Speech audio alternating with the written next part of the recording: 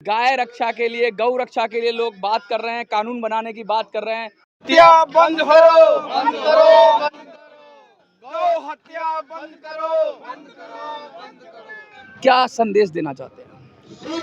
हम मुख्य रूप से दो बातें कहना चाहते हैं। जैसे हमारे माननीय अध्यक्ष जी ने भी कहा कि आज का दिन एक तो हम लोगों के मस्तिष्क में, भारत के लोगों के मस्तिष्क में स्थायी रूप से याद दिलाना चाहते हैं कि भाई सन 1966 में आज के दिन गौ रक्षा के लिए जो लोग साधु संत हमारे एकत्रित हुए थे, उनको कितनी निर्ममता से उनकी हत्या की गई तत्कालीन सरकार के द्वारा। तो ये वो दिन आप भूलो मत।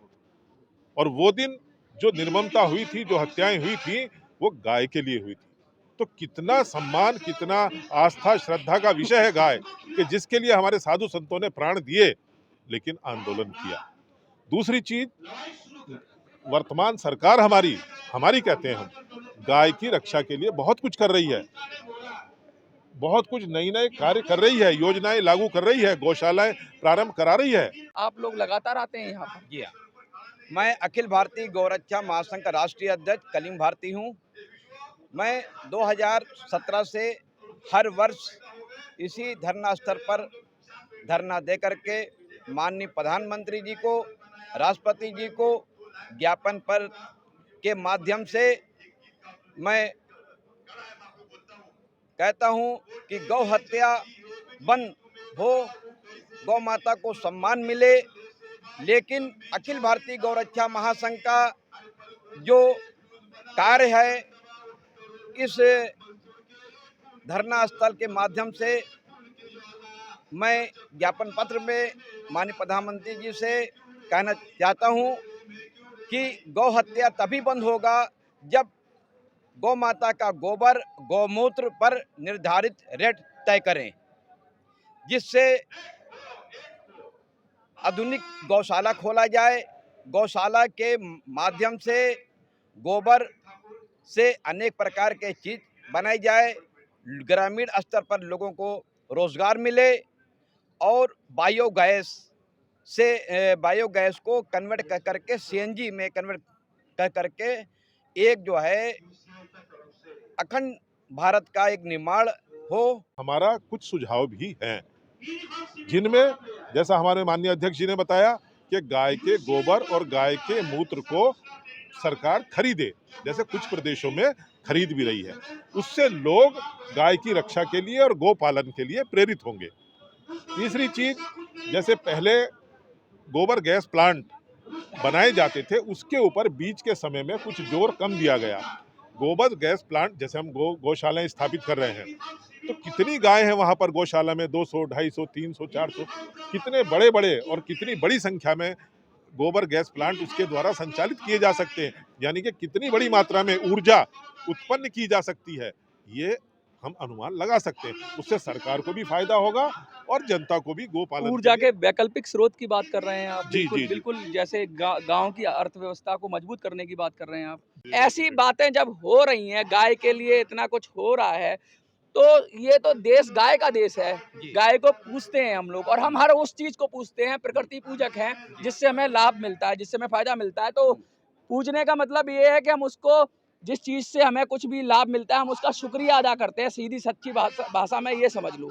तो ऐसा क्यों हो रहा है गाय के साथ? भारत जो है विभिन्न धर्मों का विभिन्न धर्म के लोग यहाँ पर रहते हैं और हर धर्म के धार्मिक ग्रंथों में गौ माता का महत्व लिखा गया है।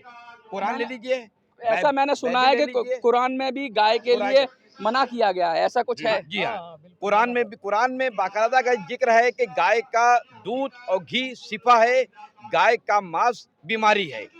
मैं कलीम भारती हूँ।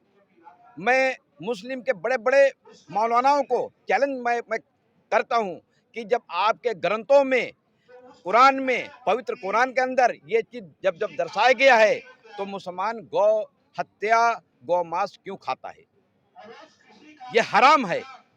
आप जो मुसलमानों में जो है हराम और हलाल का जिक्र है कुरान के अंदर, लेकिन उसके बावजूद भी बड़े बड़े मौलाना लोग मुसलमानों को डायरेक्ट तो कोई ऐसा मुस्लिम नहीं करता, ऐसा ना कहीं मैंने ऐसा प्रकरण देखा है कि कोई सीधा सीधा बोले, कोई करता होगा तो वो गलत तरीके से करता होगा, कुछ ऐसा तबका है। अखिल भारतीय गौरक्षा महासंघ ने बहुत मुसलमानों को पकड़ करके जेल में भिजवाया है और और गौ हत्या हमने बंद मतलब किया है।